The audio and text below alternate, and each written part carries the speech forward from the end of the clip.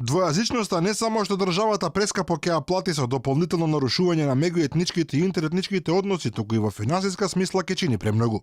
Иако повеќето експерти одбиваат да калкулираат со конкретни бројки, сите се согласни дека таа сериозно ќе ја погоди економијата и ќе удри по џебот на сите граѓани, бидејќи освен државните институции ќе го засегне и приватниот сектор. Предвидено е дека за имплементација на новиот закон за употреба на јазиците потребни се нешто над 1,7 милиони евра, но во пракса оваа цифра би можела да се зголеми дури 10-кратно.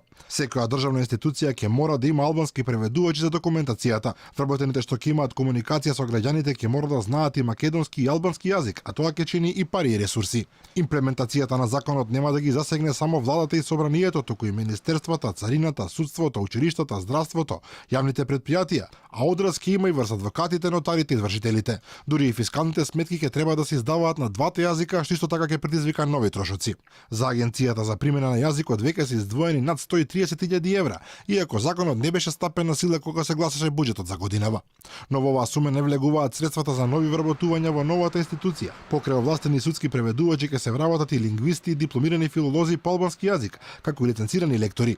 Инспекторатот за употреба на јазиците ќе биде во состав на Министерството за правда, но ќе има својства на правно лице. Инаку во рок од 6 месеци називите на институциите ќе треба да се напишат на 3 јазици: македонски, албански и англиски. Според експертите сосема е реално дополнително да се јават и нови трошоци, кои исто така ќе треба да се плаќаат од парите на граѓаните. Двојазичноста нема само да го празни, туку и ќе го полни буџетот. Предвидени се големи казни за нејзино неспроведување. Доколку органите не ги почитуваат одредбите од законот, ќе се соочат со глоба во износ од 4 до 5.000 евра, а службеното лице ќе плати 30% од одмерената казна.